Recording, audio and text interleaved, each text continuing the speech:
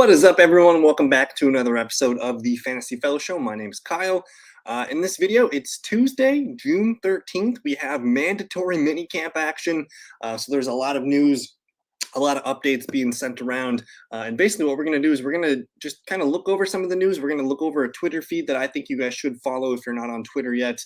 So let's hop into a screen share, and I'm going to try and do this kind of format video, news video at least once a week for probably the rest of the summer. But I want to start with one of the main headlines from today, and that's Stefon Diggs, who was our anchor or who was our thumbnail guy here in the video today. And some weird stuff happening with Stefon Diggs. ESPN Adam Schefter reports Stefon Diggs will attend Bills' mandatory minicamp less than an hour after head coach Sean McDermott said he was very concerned about Diggs' absence from minicamp. Diggs' agent told Schefter the star receiver would be there for the entirety of minicamp, and that Diggs had recently met with McDermott and Bills GM Brandon Beane. Okay, so a little bit weird. He did not show up today. He is there, though, at minicamp. He's not participating. Maybe he's mad about the contract. We do not know. There was another Josh Allen blurb on this too, saying he had talked to Stefon Diggs. Not sure what's going on here. The draft that I did earlier today, Diggs did fall a little bit. Not sure what exactly is going on with Stefon Diggs. He's unhappy with something. He should be in mandatory minicamp, though, at some point this week. So we'll see. Just something to monitor with Stefon Diggs. I'm not super scared about it. Just note that he is apparently upset with something. So we'll kind of monitor that. And then the other one that I think is important here is Nick Underhill, who's fantastic for New Orleans.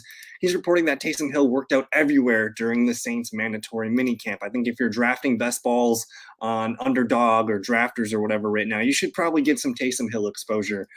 One, we don't know what's going on with Alvin Kamara yet, and that could open up some crazy running roles for Taysom Hill while he's gone. And again, he can play. He can throw the ball, he can catch the ball, he can run the ball. Taysom Hill, good report there. But let's get into the meat of the video. I want to introduce you. If you guys are not on Twitter, definitely get on Twitter. Follow me there as well. The Fellow KGB is my Twitter handle. But you gotta, at this time of year, you gotta be following at 32 beat writers. I have their notifications turned on. It's to me, it's one of the best tweet notifications you can have just to know what's going on and get a pulse on what's happening in practices, because this is the stuff you got to get. The beat writers, they're going to retweet they're following all the beat writers. They're on top of all the practice reports. They kind of know everything that's going on. And here, Nate Akins, just Colts practice observations. Rough day for the QBs. Anthony Richardson and Minshew combined 2 completions, 1 interception, and maybe 7 air yards on 11-11. So that's ugly. He notes that Richardson did work with the ones. Jalen Jones, EJ Speed had an interception. And it sounds like Richardson finally had his first wow throw of the day, a 60-yard post bomb in 7-on-7 for an in-stride touchdown to Vincent Smith. Let me see what else is in this thread here. Anthony Richardson throws a pick across the middle to EJ Speed. So it sounds like your typical up and downs for Anthony Richardson. It does sound nice that he was working with the ones. Hopefully there's brighter days ahead for Richardson in the Colts offense. There was a news blurb here, too, that Jonathan Taylor is still not practicing with an ankle injury. He had a little surgery described as arthroscopic debridement to clean out the ankle. So keep an eye on that ankle. Hopefully he's 100% going into the season. Chris Emma reporting that the Bears rookie receiver Tyler Scott shined during practice today, including an impressive diving catch deep down the sidelines. He's going to be an interesting player to watch throughout the training camp. He's an interesting one. I'm not quite sure where he ranks on the depth chart. I'm going to be doing a video at some point. Maybe I got a busy weekend coming up. I don't know if I'm going to be able to get it done before I leave. But I do have this interesting depth chart view where, let me go find, where are the Bears? I mean, I got Tyler Scott in here as he's on their second team for receivers. Whether he is the 1, 2, or 3 on that list remains to be seen. I do think he can start the year as high as number 4, and it sounds like Chase Claypool has to stay healthy as well. But Tyler Scott, definitely a name to keep an eye on throughout the rest of summer. Frank Reich saying Matt Corral has made significant strides in terms of commanding the offense, whatever. Interesting development. Malik Heath, rookie receiver from Ole Miss, working in quite a bit with the starters. This is for the Packers. We'll keep an eye on him. I don't have him making the roster. I think he's going to be pushed pretty thin to make it as the top 6th or 7th receiver there. Here's an interesting one from the Saints. Rookie running back Kendre Miller is still recovering from his knee injury, but Saints running back coach Joel Miller expects him to be full go for training camp. Obviously, we've got to manage his load correctly and make sure he can handle the rigors of what we're demanding from practice and go on from there. So nothing happening until training camp in July for Kendre Miller. I continue to buy him aggressively in best ball leagues. I think he could be a fun player to have on your rosters. Here we go. We got the play of the day. Christian Watson blew past cornerback Jair Alexander up the left sideline, and Love ripped an absolute dart to Watson for what would have been a 90-some yard touchdown. Watson's physical superiority, the reason why stardom has been predicted, was on full display. So sounds like Jordan Love had a good day at Packers camp. There's no video of this play here, but Jordan Love had the play of the day, it sounds like, going deep to Christian Watson. I think Romeo Doubs also made a nice play today. So it looks like things are looking up there for Jordan Love. He had a nice day. Christian Watson as a receiver and Luke Musgrave as a tight end are so similar in terms of explosiveness and smoothness, such effortless movement. This looks good. We want Christian Watson's route tree to develop. We know he can do go routes. We know he can do slants and some short area things, but we want him to start to, to really develop a route tree that can, be a wide receiver one's route tree. Not calling for him to be Devontae Adams this year, but we just want to see some different things from Christian Watson. Here's a short, okay, this is cool. Shorter reel of CJ Stroud throws on air today. Bonus clips of receivers almost running off reporters. See what we got here. And again, this is one of my favorite follows. There's so much information here. You can see CJ Stroud just ripping it in the back corner of the end zone here.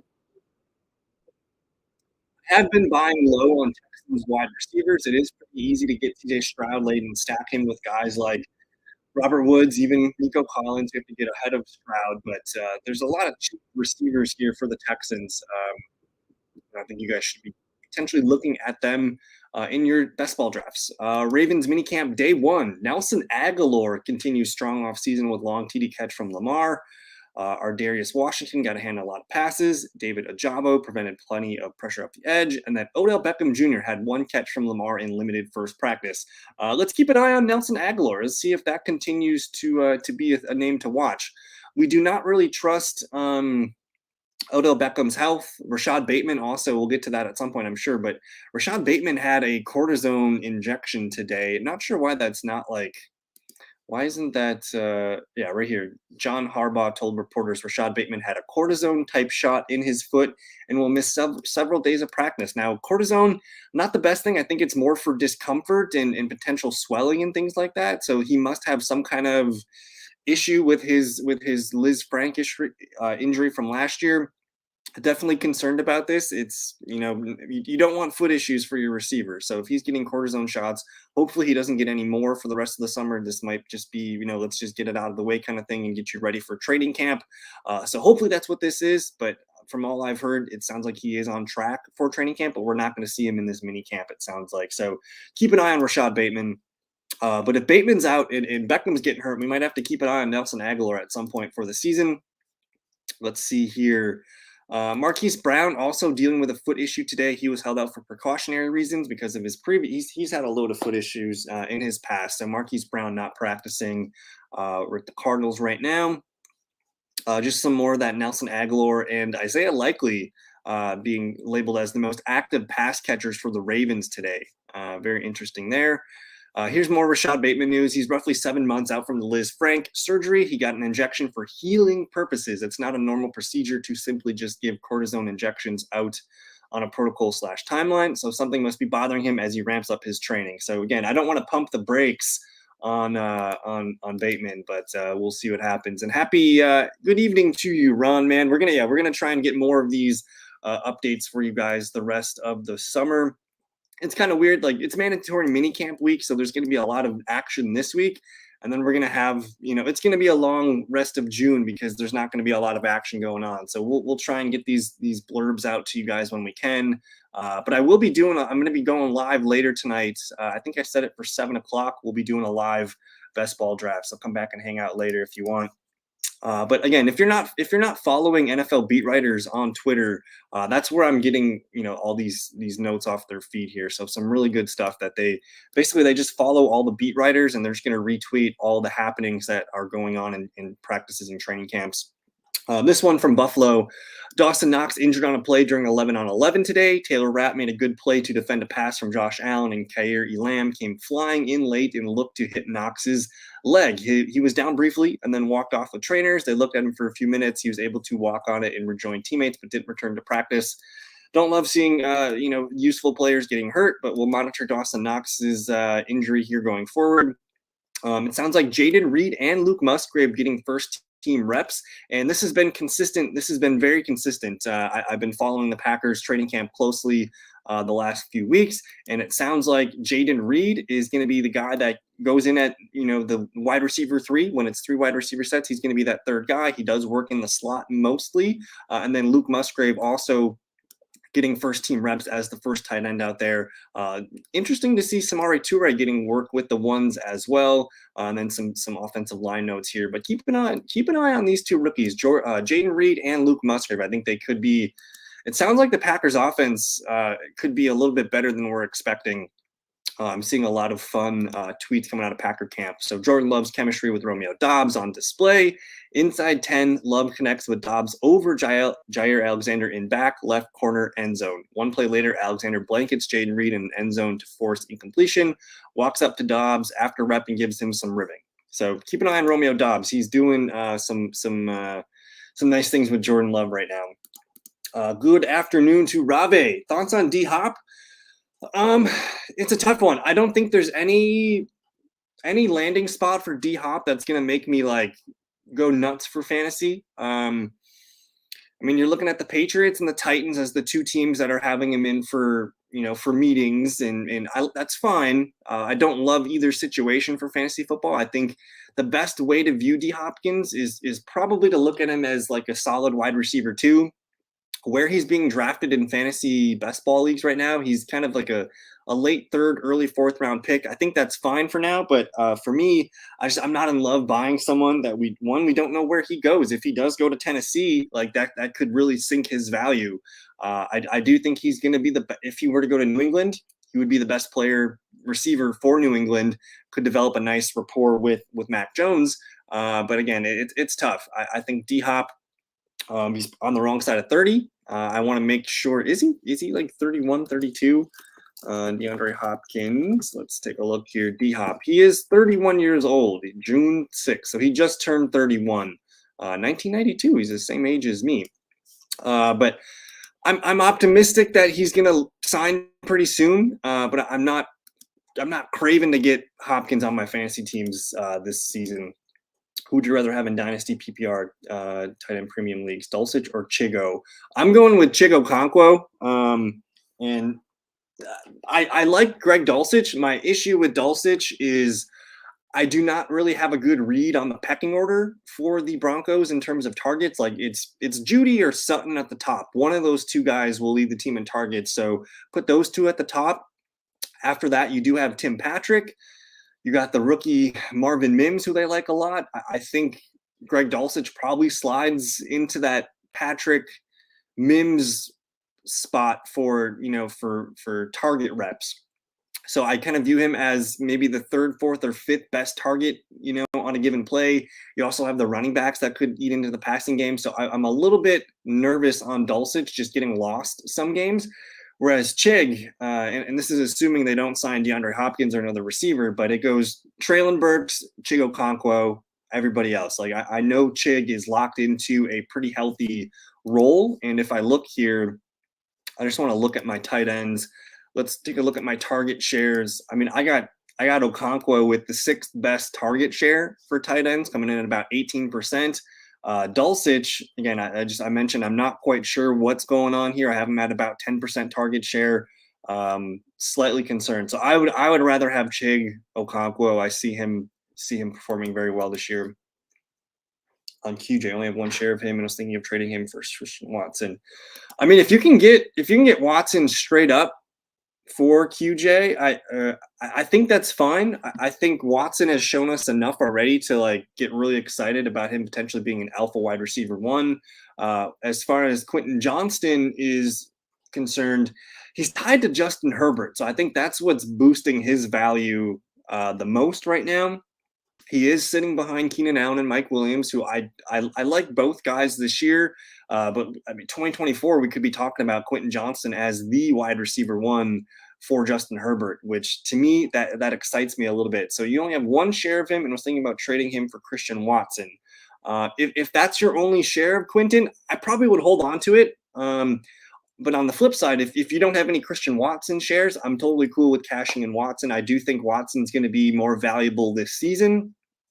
He's going to be the Packers' lead target, and he's potentially going to be working with Jordan Love for the rest of his career as long as things go well in Green Bay, which by all accounts sound pretty good. So I mean, if you can do a 1-for-1 swap, I'm cool with it.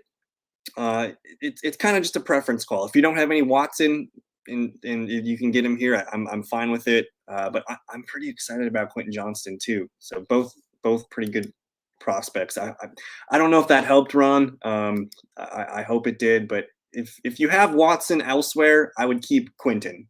But one for one, pound for pound, I'm gonna say Watson's the guy you want if you had to choose one. Hey, no problem, man. No problem. Again, it sounds like Jordan Love heating up with Romeo Doubs and Watson today. It sounded like he had a nice practice. But I'm trying to look for any other news. Here's Alberto Quagminum having a great day with the first mandatory minicamp. Would be my only share of Watson as well.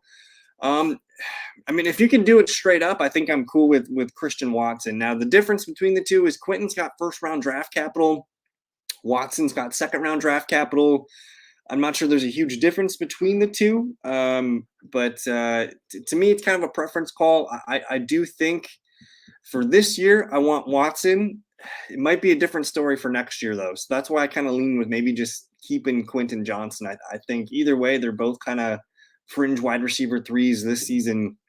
And man, if anything happens to Keenan Allen or Mike Williams this year, we could be seeing a lot of Quentin in the future. So my instinct is to hold on to him. It sounds you probably didn't have to pay a lot for him to get him in your drafts.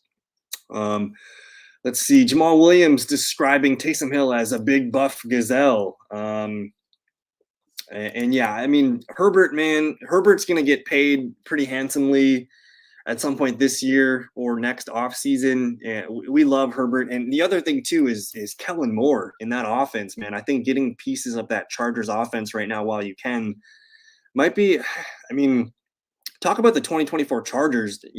Austin Eckler might not be back. Who knows about Keenan Allen? Who knows about Mike Williams?